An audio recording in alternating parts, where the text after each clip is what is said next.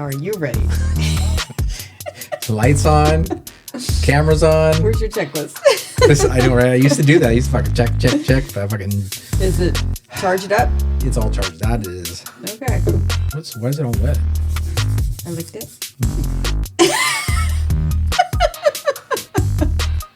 Disgusting. All right, ready? 3, 2. Hello. Fuck. 1, 2, 3. Hello and welcome to Life in the Bitter Truth. This is the podcast where we seek to understand the deeper, sometimes painful aspects of life and what it all means to us. I'm Vittorio. And I'm Dinorah. Yay! Crickets. Okay, all right. All these different things. I gotta lower this thing. It's a little loud for my ears. So how are you? Busy. Busy doing what? Oh God, just busy. Life is busy. Life is complicated and busy with all kinds of things that I must do to keep my active life going. Okay, here we go. What's going on with you? It's been what? It's been a minute since we got back from Japan. Yeah, it's actually a month. Has it been a month already? It's been a month. Yeah, damn. I know. Yeah. More than a month, yeah. Yeah. Seems Well, like almost. something like that. Yeah. Yeah. What have you been up to? Um, Oh, cheers. hockey. Oh, cheers. Cheers. What are we drinking? Nulu. Nulu Brulee. Brulee. It's delicious. Quite delicious. Hockey season. Yeah. So, playoffs. Okay. On a whole nother level. Whole nother level. Why is that a whole nother level? Nother level.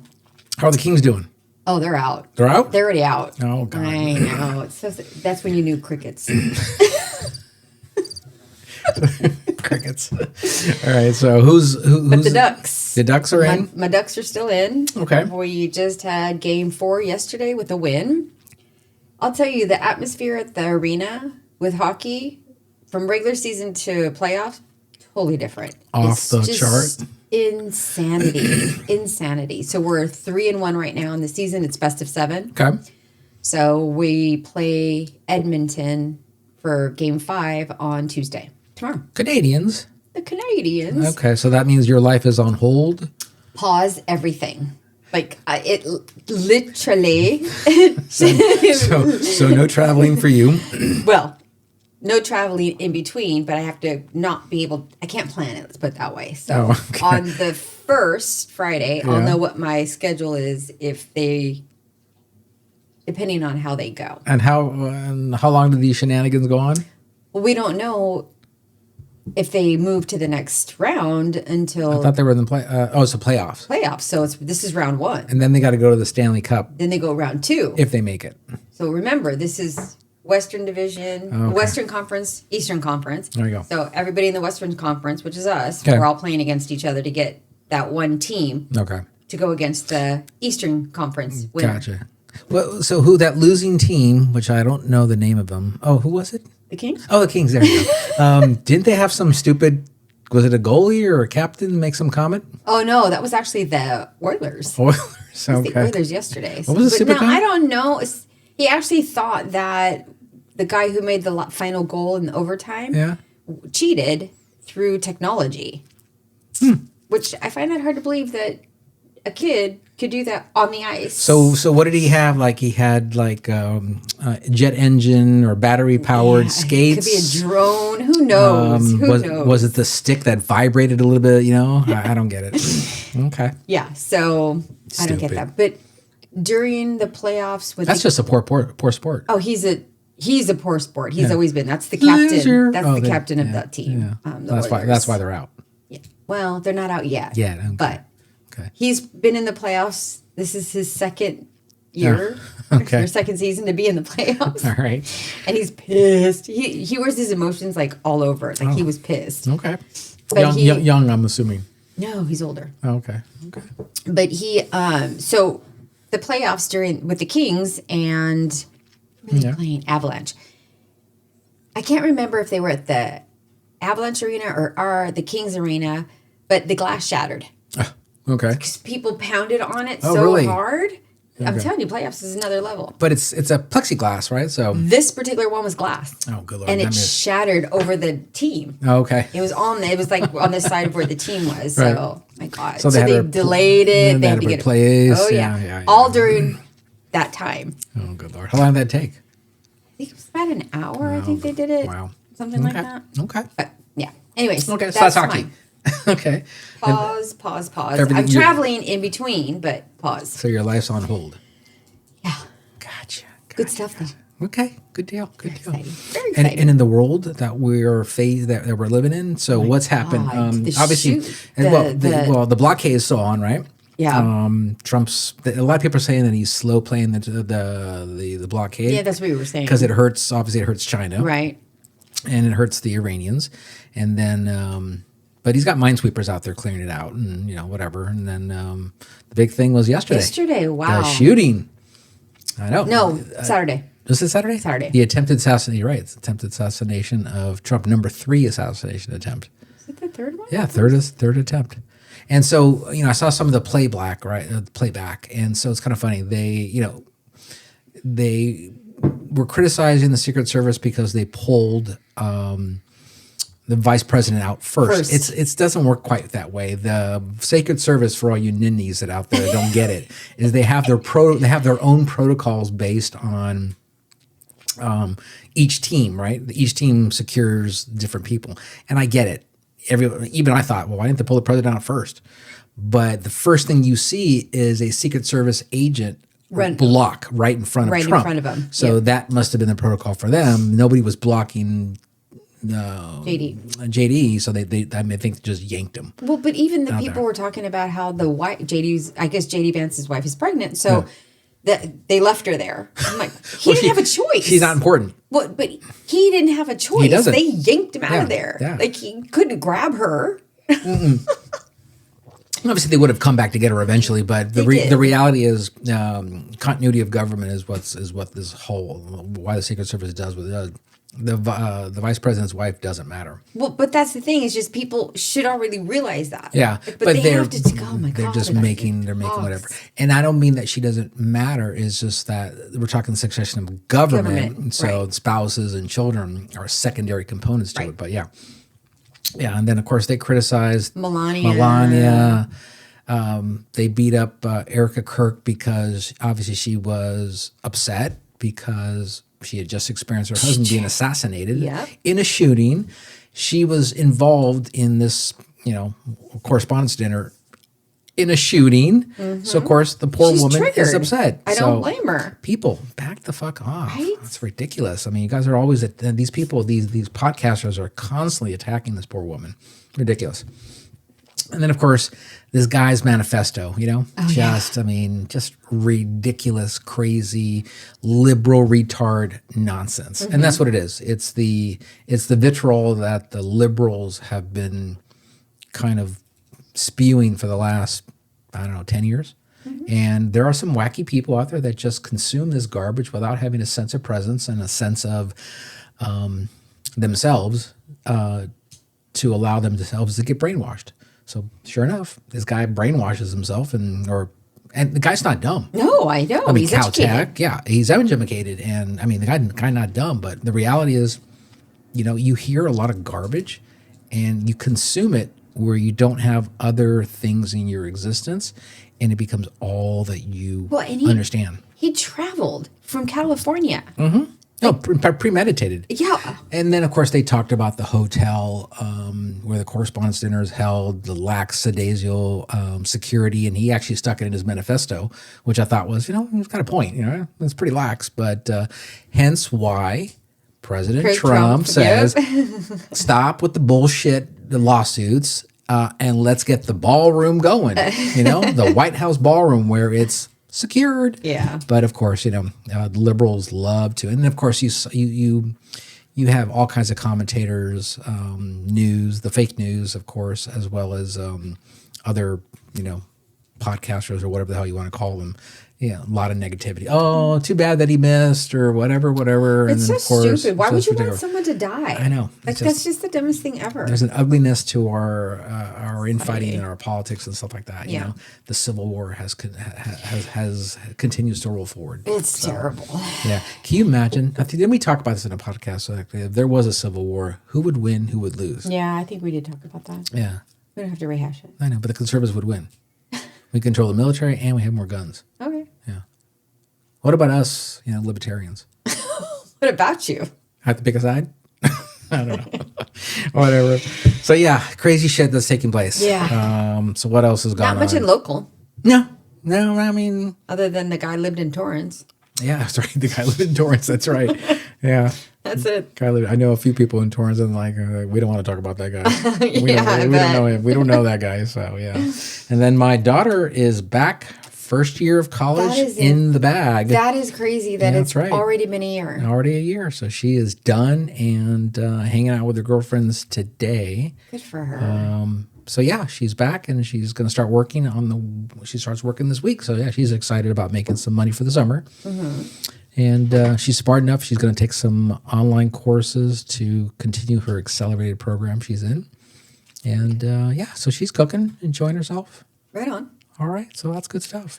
So what's funny is the topic. Our topic for today is living trust and incapacity planning, because you can't trust the living. So I'm actually signing my trust papers on Friday. That's right. So this is apropos for what we are doing. Yes. You want to look up that word? Just okay. So yeah, that's what we're doing. So today's topic is let's get into trust. it. That's right. So tell me what you did to prepare for your trust. Oh God, I mean, this has probably been, and I'm way late in doing this trust. I should have done the trust probably 10, 20 years ago, but I didn't do it. And of course, for a whole host of reasons, mentally you're not there ready or whatever. It's not a question of planning for your death, because I don't really care about that. You're gonna. One thing is inevitable in life: you're gonna die, and you're gonna pay taxes. So that's the big adage that everyone always talks about. Just laziness, I guess, of getting it done. So I obviously did a bunch of research.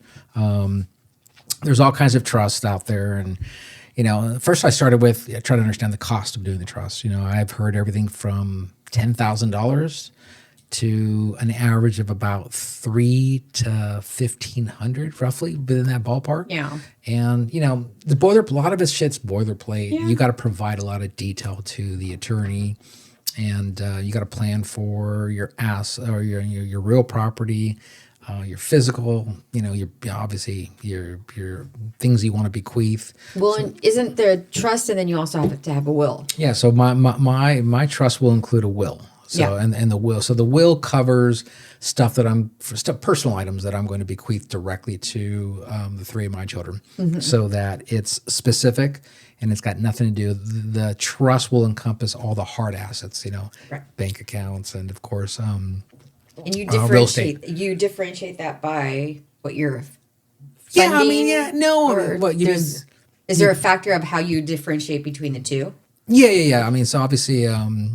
The way I did it was the will was just going to cover stuff like small items, which gun goes to which jewelry, watches, just stuff like that. Got it. Pieces of furniture and that kind of stuff. And the way I did is I wrote a complete list of every single, I guess, item that I had, right? Oh shoot, I have to do that too. And then I said, okay, this kid's gonna get that, this kid's gonna get that, this kid's gonna get that. And I just went down a complete list. And I didn't deviate too much because I know my children pretty well, and so I know what they like, what they don't like. So it was pretty easy. Okay. For the most part. Some things, one kid might say, well, how come I didn't get that? But, it is what it is. So it's taking a step back, right? So that there's probably 15, 20 different types of trusts out there. Yeah. So the typical one is the revocable living trust, right? So that's the one that's typically done. Revocable. Yeah. And so in that thought process, so that's the one I picked, obviously, because that's the one that's most functional or most basic, I guess. And then, I provided the attorney with just, it's like a 10-page document that you have to fill in all this information. Use ChatGPT. No, it's personal stuff you got to fill out. So, so I did. Yeah. That's what I did. And then I filled out my personal stuff and gave it to him. Did they give you like a booklet of things that you had to fill out? Yeah. It was kind of like mine was online. They gave it to me as a PDF, and then I just did that.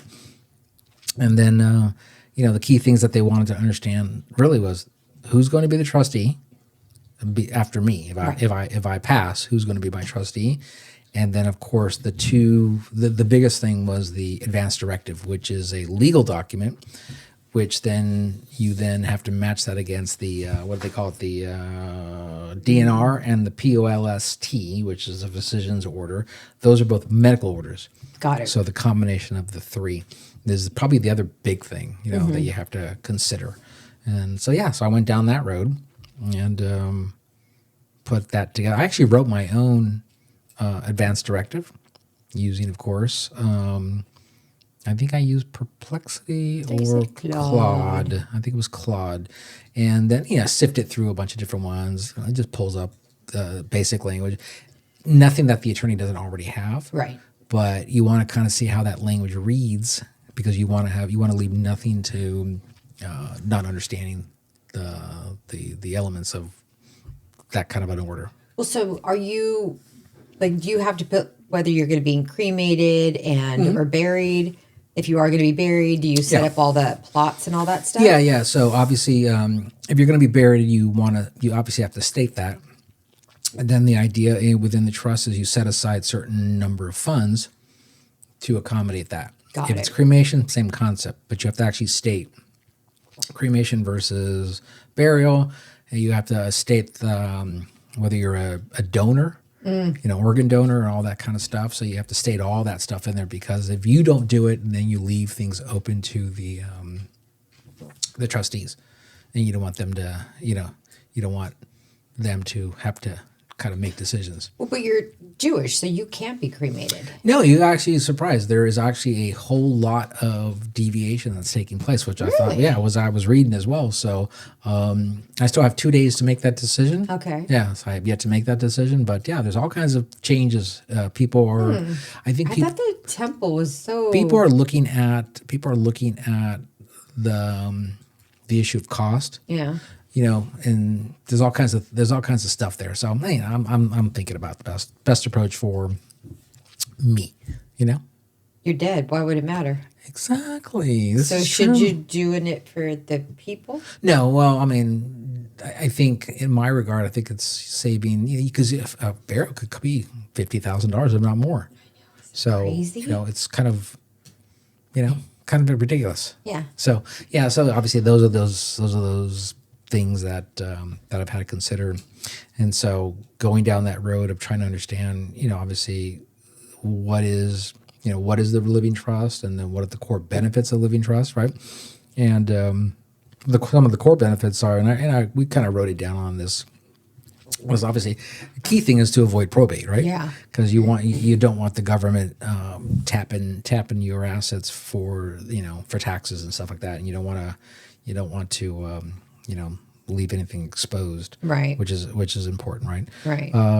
Certainly, this thing obviously speeds up asset distribution. Maintains privacy. So let's talk about that, because I brought that up to you that you shouldn't put the trust in your name. Yeah. So you picked that up from where?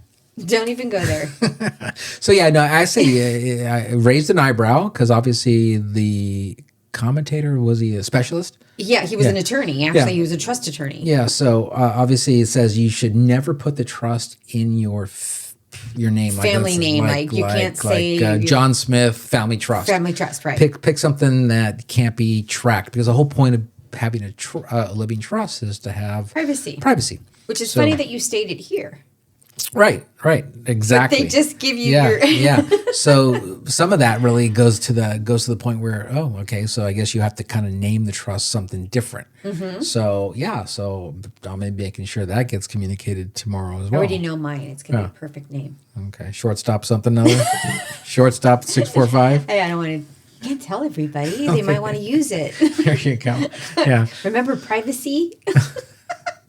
That's right. So obviously provides control over how assets are distributed. Of course, those are the key things. Enables incapacity planning, which is that. Well, so let's talk about that real quick. Mm-hmm. So with the medical directive, if you say you don't have like a DNA, right? DNR.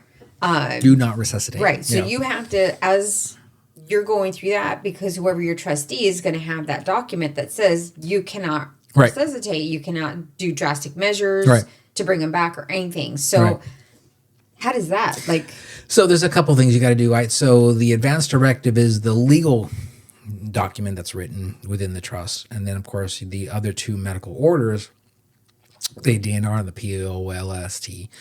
Those are the things that you need to actually have a copy in your wallet. And you can actually they actually give you not a postcard, but like a credit card size, kind of like the statement that you just put in your wallet. They also have one for your phone. And they have it for both. And the whole idea there is the problem you have is if you're in an ambulance, they're gonna give you CPR, right? Because they may not know, and they're not certainly gonna check. The first thing cause they're gonna try to make sure you're stabilized. Right. Okay, that's it. And that's how it is. So hopefully, having these two things prevents, in the event of brain dead, not to get hooked up on machines, or let's say you have some kind of heart ailment, which the only way to, continue your life is to be on some, respirators and support and all that kind of stuff. So but your brain may still be active and stuff. So the whole idea is to make you comfortable, but not to facilitate life-saving measures. So basically, they just give you morphine and you just expire on your own. Yeah. And the whole idea here is that my kids, don't have to make that decision. Right. However, and it prevents the trustee from having to make those decisions. So, and we'll get to the picking of trustees and stuff. But yeah, so the goal here is to have a document where it kind of just documents everything that you want. And there's not much that the trustee needs to do because the trustee can't change it. Right. So does the trustee have a power of attorney then? Yeah. Well, there's a couple things here, right? So it's power of attorney financially and medically. So you're actually granting in the event of incapacitation, you're granting power of attorney to your trustee. So I'm the trustee, my second would be the person I choose, and then there's a third, right? So the whole idea here is that, if I am incapacitated, then the trustee then consumes or assumes financial control, within the context of the trust.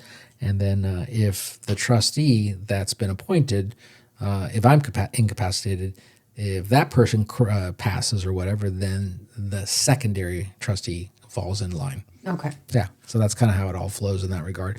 And it's all done just to make sure that there's no, rancor about medical issues, because that can be a big problem where you've got one, in my case, 3 kids, and all 3 might have different opinions. So, yeah. So, of course, that's that. So, helps reduce, there you go, say it right there. It helps reduce family disputes. That's right. It simplifies multi-state property ownership, which is, of course, right. You have multiple properties. You want to make sure they're all protected and all that kind of stuff. So those are all things that are definitely important to do. Do you put that in the property trust or a living trust? No, I think we talked about that as well, right? So there are all kinds of schemes that you can do to, I guess they call it layering. I guess if you've got a lot of properties and stuff like that, maybe you want to do that kind of stuff. I don't know. I mean, it seems like it creates a very complicated layered process. Right. But yeah, I mean, I understand all of those dynamics. I'm not doing that. Certainly something to think about. That's why you can always go back and readjust your trust as more properties come online. But wouldn't it be also if you had a business and you would want to put the business in a land trust, I guess? I'm not sure. Yeah, I mean, a business itself, right? So you put the business accounts and all that stuff in that trust. You could put the shares in the trust if the shares are in your name, right? So that when you say shares, it's not I'm saying just a business that's privately held. No, but a business that's privately held still is either. I mean, I'm assuming you're talking about sole proprietorship. Yeah. Well, if it's a sole proprietorship, that's a different issue because technically that business closes when you're dead. So, but you don't transfer it. I mean, if you've got assets and those kinds of things, you could set that up as a part of in the trust, right? If the business has assets, those kinds of things. But anybody who doesn't have a LLC or an S corp already set up when you've got a business is kind of playing with fire because you've got exposure from just an everyday operating exposure. So I'm assuming you're going to have protection already. So Just saying, set up you as a know? corporation. So you take those shares and you put that in the trust, and therefore it's protected. Well, after I retire, what if I want to start a business? I Yeah. don't want to be a Walmart greeter. I have- just want to do something. You have to add that to your. Okay. Thank you for shopping at Walmart. Did you enjoy your experience? That's right. Yeah. If you did, great. If you didn't, you can go complain over there. Yeah. I know. Yeah. So yeah, but you could put that business into your trust. Okay. Yeah. So yeah. But Those- which trust would it be? Would it be a land, a property, a this, a that? that's again, that's a little bit more of a deeper thought that you'd have to do, and you can still add layers within your existing trust. You just got to keep building into it. Yeah, Yeah. yeah. So yeah. Okay. So yeah. And then of course it talks about incapacity planning, right? Planning for you're alive but unable to make decisions, right? So you Right. got that right. Illnesses, injuries, medical decline, all those things. That's part of your advanced directive component of your trust. So yeah. So important to have all those considerations.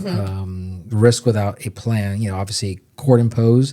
If you don't have this, right, the court can then impose conservatorship. Right. And of course, those are the things you want to prevent is the government Taking your shit. being involved in your business and taking, Yeah. and taking your stuff. Well, and it delays decisions and Yeah. And then of course, probate is all a mechanism to steal your money. I mean,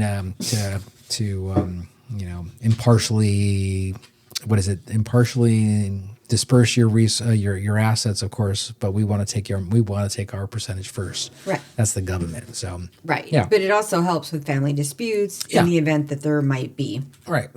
So of course, if you take a step back, some of the key things you have to do is decide who do you want to be your trustee in the event you become incapacitated, or if you die. And so You got to pull the emotion out of it. you do. So because obviously it's financial power of attorney, it's medical power of attorney, right? So you want to make sure that the person you pick isn't a Yahoo. And you know what? Quite frankly, siblings can be a bit of, if you pick a sibling, there's all kinds of family squabbles out there. And, people get control of certain assets, certain money. All of a sudden, things happen. So you gotta pick wisely when picking your trustee because families can be as poisonous as your best friend. So yeah, Or the government.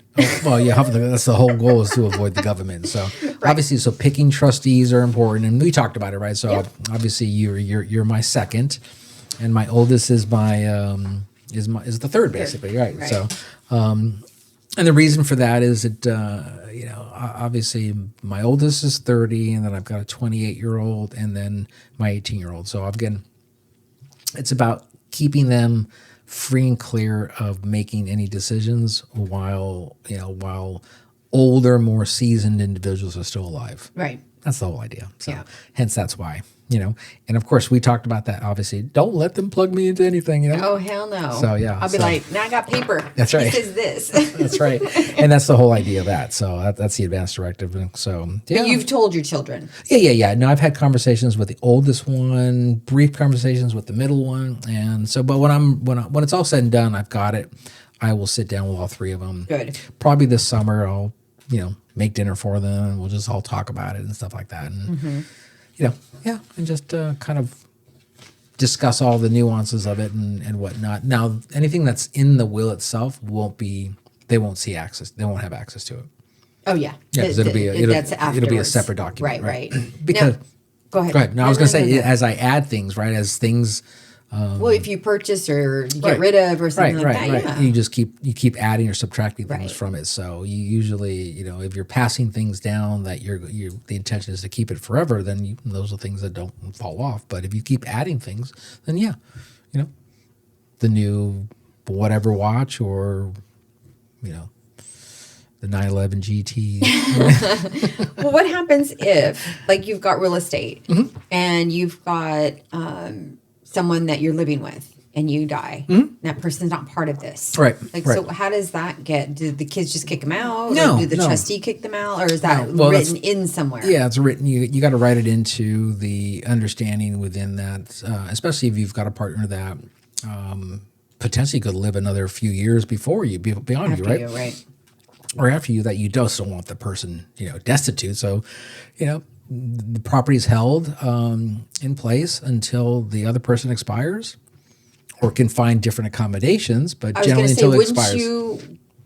Well, but you have to make that decision because Yeah. at the end of the day, we could let them live there for a year and then they've got to leave. Yeah, that's a combination of a year, or even if it's, you let the person live there until they expire. I mean, I'm pretty sure your kids want the house. that's certainly a possibility. But I'm just saying. I made accommodations to basically give the person ample opportunity and time. So, Death? in death, yeah. If I die, the person will. No, that person died till death. No, I don't know. I've got an idea. I got to talk to the attorney about it this week. I've got 2 days, I guess, to finalize a couple things. Okay. But yeah, generally, the way I think I did it was like 6 or 5 years, something like that. That's like generous. Like a year and you're out. Think about the realities, right? So, based on you guys understand what an actuary is, right? They make determinations on people's life expectancies based on family patterns, historical patterns, all that stuff, and they match that up against national averages and all that kind of crap. Well, it kind of throws out the door when you look at a family like ours that lives way into their 90s and stuff. More than likely, I'm going to outlive her. Oh, okay. By a wide margin. Really? Probably, because 94, 95, 96, 97, 98 is probably a long history pattern of what our family has. Mm-hmm. So on both sides, right? So, yeah, so that's a possibility. So Run in front of a car. May not be a specific issue per se, but you make accommodations for it, right? So, but then of course, then you run into the situation where at 94, we can use our father as an example. He was 94 and he was living on his own, walking and driving. Yep. So again, that's certainly a possibility. And yeah, so can you imagine? No. Yeah, 94. Too long.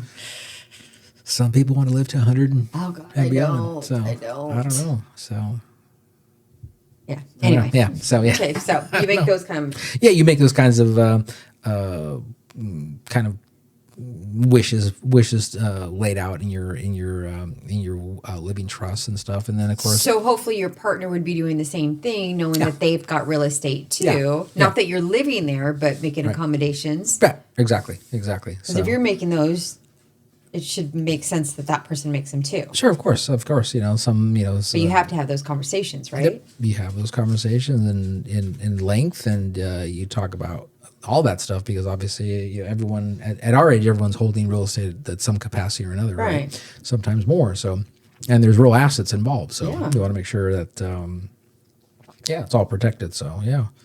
So then then obviously we talked about the type of trust and stuff like that. Mm-hmm. But they talk about, there's just so many things talk about common mistakes people make in setting up the living trust and stuff. I don't know. You know what a common one is? Which one? Don't record it. Well, no, but then or fund it. Yeah, but so fund it. Yeah, that's the other one. So as we speak about a trust, right? You actually have to fund a trust, and funding the trust is just that. You're basically moving assets out of your name into the trust name. Right. So that means everything from your real property, bank accounts. That's funding the trust. And what a lot of people don't do, and is actually switch over insurance. I think, did you? I said that. Yeah. So because of what happens with the fires in California, the insurance companies quickly started not paying on some of these claims because the actual house insurance policy was not in the name of the trust. Yeah. So I had called my ex-father-in-law and told him, I'm like, look, I know for a fact, because I've read all his paperwork, and I was like, your house, the insurance is not in the trust. You need to change that now. Right. So he ended up following and did all that. So he did that. Yeah. Thank God. But I read that somewhere. It could have been TikTok. And but But it makes sense. It does make sense. It absolutely makes sense because I also had other people tell me that, yes, you have to do that. Yeah. And I was like, okay, that makes sense to me. That's right. That's right. Well, so I have a trust. Yeah. With my ex-husband, that's why I have to change it. Okay. But we never recorded it because I know. Yeah. I know. And I didn't record it because there was language in there that I didn't like. Mm-hmm. So, which in hindsight, it's a good thing I didn't record it because here we are. Yeah, exactly. So. Yeah, well, of course, so funding the trust is an important part of it. There's two components to funding the trust, obviously real property and non-taxable So not your 401k. event accounts. Right. So the way they indicated it to me was you don't worry about IRAs and or 401ks. You handle brokerage accounts, high yield investment account, high yield savings accounts, those kinds of accounts, and savings checking. Those are the ones you put into the trust. Got it. So so you do that, and then the 401ks as well as the IRAs, those are handled by because they're a taxable event if they're dispersed as opposed to transferring or rolling them over, which of course you then have they'll to be taxed. Yeah, so there's a liability on so, them. Right, but so with the obviously you want to make sure, and you handle it by just doing beneficiary structure. Right. Yeah. So the beneficiary takes precedent over the trust and the will. Well, since those accounts aren't in Right. in it, then the beneficiary it just goes to them. Right. The key thing for them, my children, is just have it roll over. Right. Don't be dumb. Don't cash it out. But I think that's educating Roll them. it over. Yeah, of course. So basically, let's say Victoria, I pass tomorrow, and Victoria now does not have an IRA, right? Well, the key thing there'll be instructions for her to get an IRA. Mm-hmm. And that will be it'll roll over into her IRA. Right. This way she doesn't, there's no taxable event. Right. So those are things that from those two types of accounts, they need to be well aware of what they need to do. On the other ones, it's based on the distribution that's within the confines of the living trust. Well, now, don't you also, let's talk about those distributions. You've got a wide range of ages for the kids. Mm-hmm. So does Victoria have to wait for a certain age? Because did you put an age limit on it? I actually did. I originally wanted 35 years old. And the attorney said, well, your son's already 30, so you can't really, you should kind of keep it at a level of consistency. So we opted into 30. Okay. So, the one that impacts, the one who would be, if I were to pass tomorrow, maybe Saturday after I sign it and it gets recorded, it would be Alexandra. She'd have to wait a couple years. Right. And then Victoria would have to wait 10. So then it's up to the trust then to disperse it at those increments. Yeah, at those increments. G would get it right away. Right, his portion. And of what would be distributed. And that's just everything from a financial perspective. From a will perspective, everybody gets everything at that point. That gets dispersed right away. Okay. Yeah, when it comes to the real estate itself, right? The whole goal there is for the trustee to manage the real estate on behalf of the trust, right? Rather than, and you kind of want to have an open dialogue, but you want to have enough information in there where decisions can be made at an appropriate level for the benefit of the trust. Mm-hmm. Keep appreciating and that kind of stuff, because the appreciated asset passes down. And remember, there's the taxable component of the appreciation, the tax basis starts over again. Right, but there's also a taxable event that happens because you have to pay property taxes on it. Property taxes you have to pay no matter what. Right. So is that a decision that the three of them have to? It's already spelled out. It would be spelled out in the trust. That they would have to pay it. That they have to pay it, equally, whatever. Or the trust itself would be paying it. Up until they get... up until the decision is ever made to sell the actual real estate. Okay. Yeah. So that means you've got to hold back, as a trustee would have to hold back then all that. Yep, to cover the annual property rate. But again, you could easily convert real estate into a rental property. Yeah. All of them can be converted to rental properties, and then all of a sudden now they've got positive cash flow. But if you have somebody already living there because you have a partner, Does the partner pay for the the partner pays the whatever property tax? residual mortgage that's there. Okay. Mortgage or Everything, the entire bucket. Okay. Right? So yeah. So it's not the liability on the kids. It's the property has the liability. The trust manages the liability and the asset, right? So if there is a renter, which this person might become a renter, the trust might supplement the rent by covering, let's call it 100% of the rent, and the person that's remaining would just cover utilities, living expense, the living cost for an exorbitant number of periods, right? Yeah. So, but the benefit there for the kids would be is you don't give up the asset, Right. Well, it's because it's an appreciating asset, Right. and make it work for you, right. right? So, of course, then it becomes an asset you have to manage, and all the elements of that. So that's why the trustee has to have some sense of understanding of of finances and stuff like that. So, these are all important things that in putting your trust together, you kind of have to pick the right person to do it. So, what are you working on yours?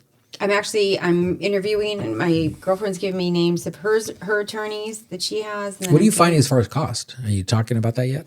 Well, it was funny because my girlfriend was telling me, she's like, I got someone like uber ridiculously expensive, but that person did her business trust because she's got a lot of business, a lot of real estate. So I'm like, no, I don't need that because I got one piece of property and it's my assets, but I don't need that. So you know what? The funny thing, what I've understood is that most of the documents, 100%, most of it, a big chunk of it's boilerplate. Yeah. Right?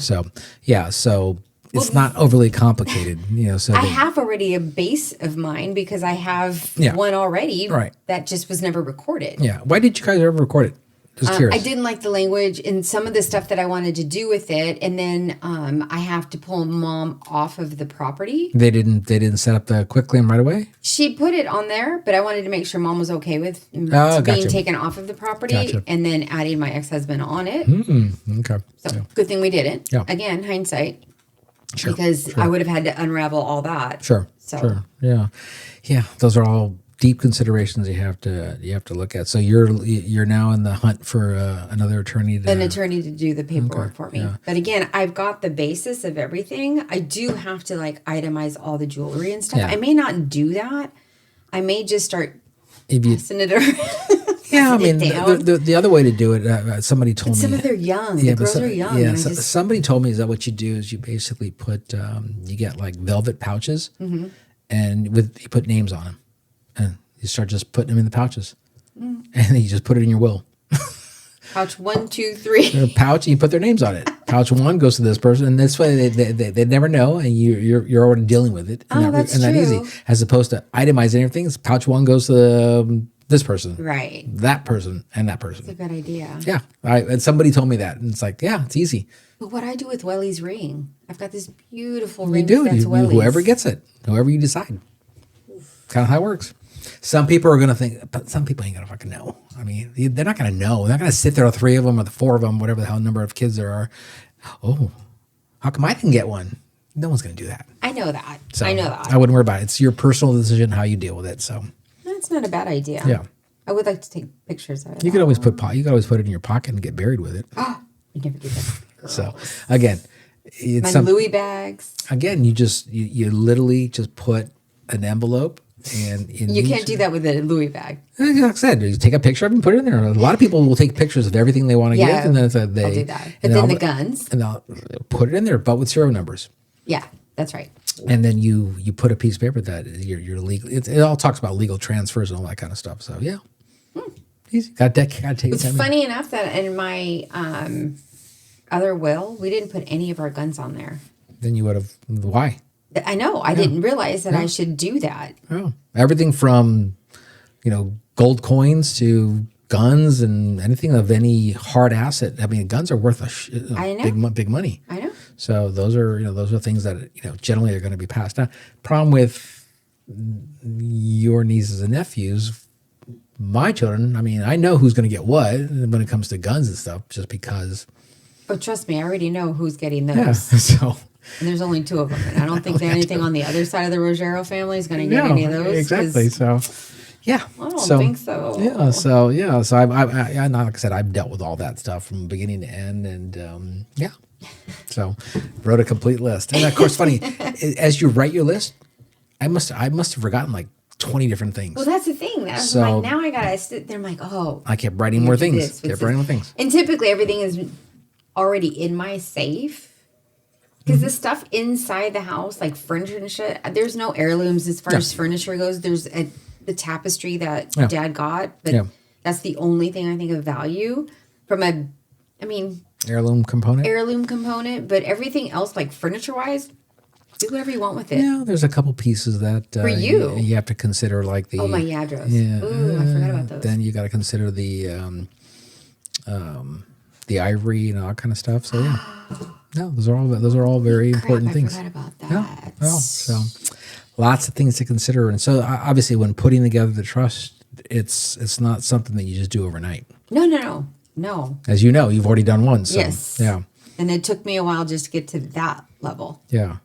I accelerated it just because I needed to get it done. I should have done it before we left for Japan, but since my plan is to do obviously a lot more traveling in the next 10 years. Yeah. And I'm doing 2 trips per year. So, got to do it. I'm traveling pretty much weekly from work perspective. This is true for work. That's right. My odds are not great.